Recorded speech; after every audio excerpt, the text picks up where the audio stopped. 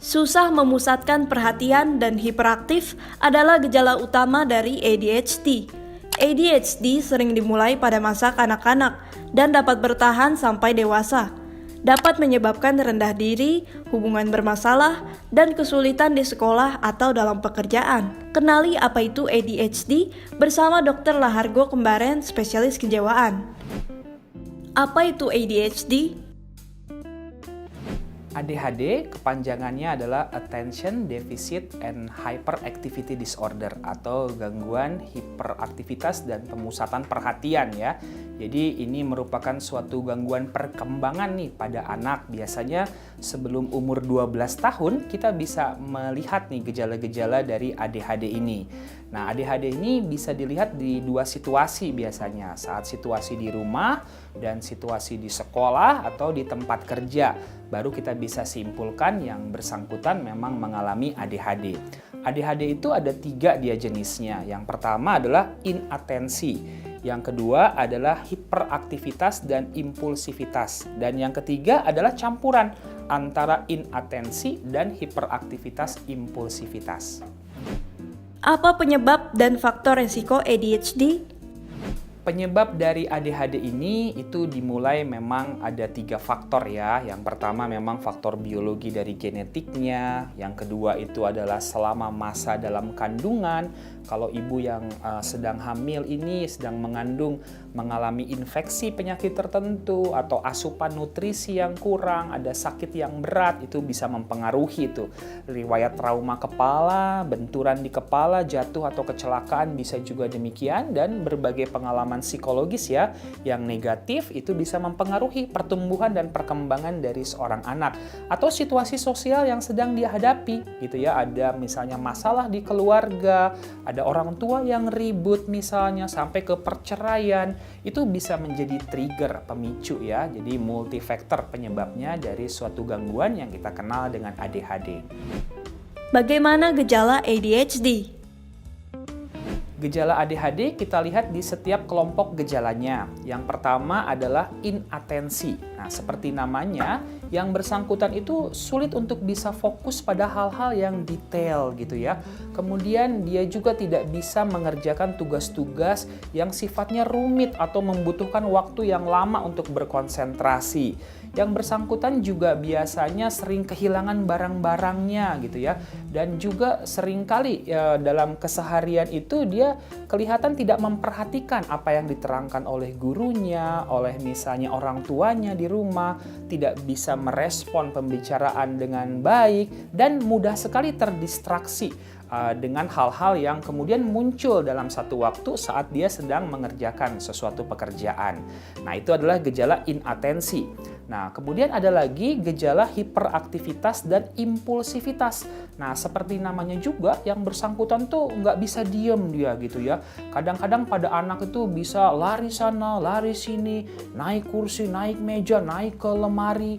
Kemudian kalau ada orang ngomong seling disela, belum selesai orang berbicara, dia langsung berbicara berikutnya gitu ya. Terus yang bersangkutan juga itu seperti apa ya, robot yang baru dikasih baterai yang baru gitu ya. Jadi bergerak ke sana ke sini terus gitu, seperti memiliki banyak energi. Dan ini menyebabkan seringkali gangguan ya, konflik, masalah dengan teman-teman, dengan guru, dan juga di rumah mungkin dengan saudara dan orang tuanya.